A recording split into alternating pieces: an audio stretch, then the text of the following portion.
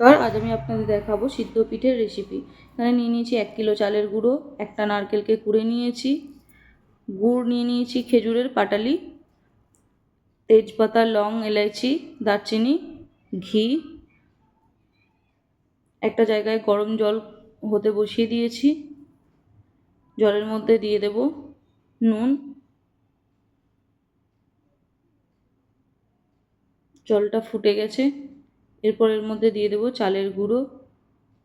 আস্তে আস্তে চালের গুঁড়োটাকে মিক্স করব, দিয়ে একটা খামির বানিয়ে নেব।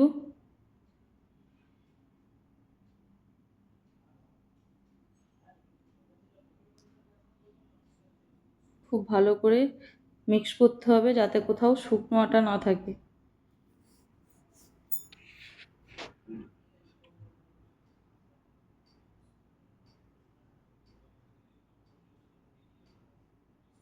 খুব ভালোভাবে মিক্স হয়ে গেছে, গ্যাস অফ করে দিলাম। এরপর এটা একটা প্লেটের মধ্যে ঠান্ডা হতে দেব।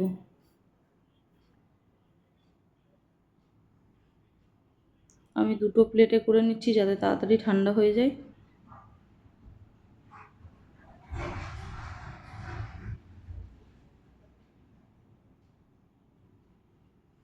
অন্যদিকে একটা ফ্রাই প্যান নিয়ে নিয়েছি। ফ্রাই প্যানের মধ্যে দিয়ে দিলাম 1 চামচ ঘি। ঘিয়ের মধ্যে গোটা গরম মশলা দিয়ে দিলাম।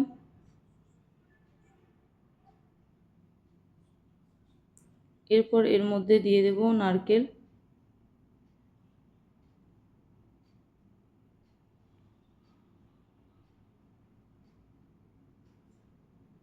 খুব ভালো করে মিক্স করে নেব ঘিয়ের সঙ্গে নারকেলটাকে।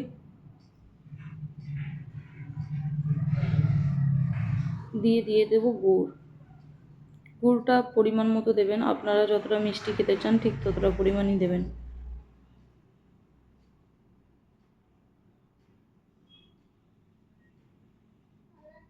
খুব ভালো করে মিক্স করে নেব গুড়টা নারকেলের সঙ্গে।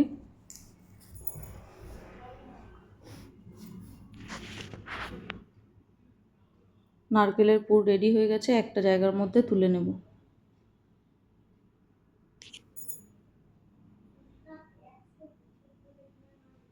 তেজপাতা, গরম মশলা গোটা এগুলো তুলে নেব, তুলে সাইড করে নেব।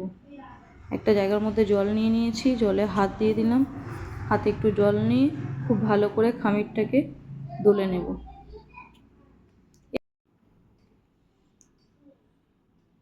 যতক্ষণ না এটা নরম হয় ততক্ষণ কিন্তু আমি হাত দিয়ে এইভাবেই দলবো।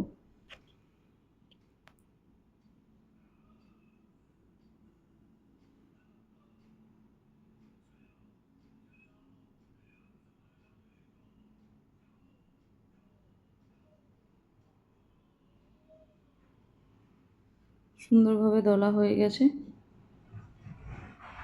এরপর হাত দিয়ে ছোট ছোট করে লেচি কেটে নেব।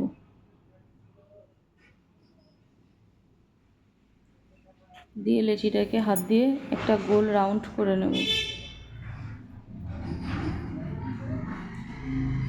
দিয়ে হাতের মধ্যে একটু চেপে নিয়ে নারকেলের পুর দিয়ে দেব। পুর দিয়ে খুব ভালো করে দু সাইডটা বন্ধ করে দেব।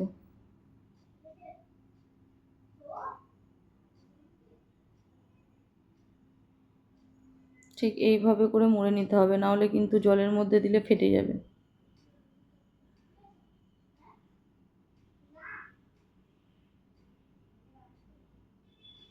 সেমভাবেই প্রত্যেকটা কিন্তু করে নেব।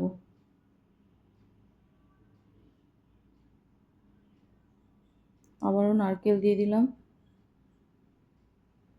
দিয়ে ঠিক হাত দিয়ে চেপে মুখটাকে বন্ধ করে দেব।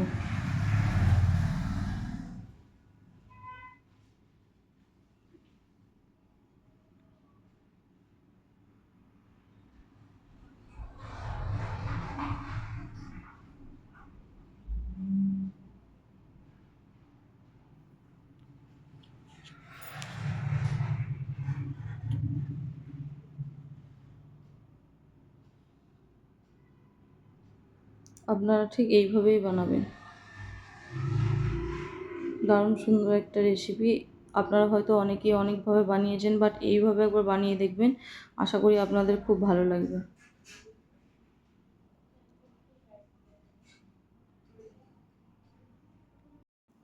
দেখুন কত সুন্দর পিঠেগুলো রেডি হয়ে গেছে।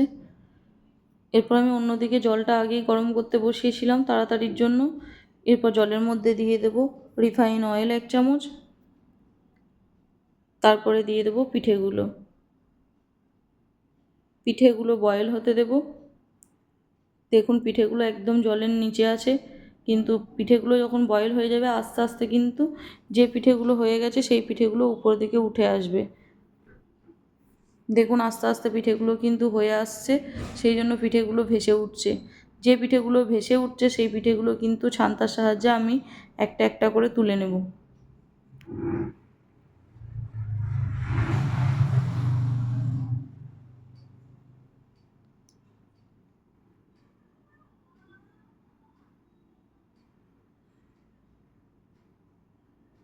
সবগুলো তুলে নেব, সবগুলো হয়ে গেছে যেহেতু। কত সুন্দর হয়েছে দেখুন, একটা পিঠেও কিন্তু ফাটেনি, সুন্দর হয়েছে। এরপর এগুলো ঠান্ডা জল দিয়ে ধুয়ে নেব।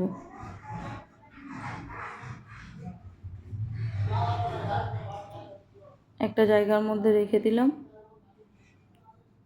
যারা আমার ইউটিউব চ্যানেলটি এখনও পর্যন্ত সাবস্ক্রাইব করেননি তারা অতি অবশ্যই আমার ইউটিউব চ্যানেলটিকে সাবস্ক্রাইব করে ফেলুন। ধন্যবাদ সকলকে।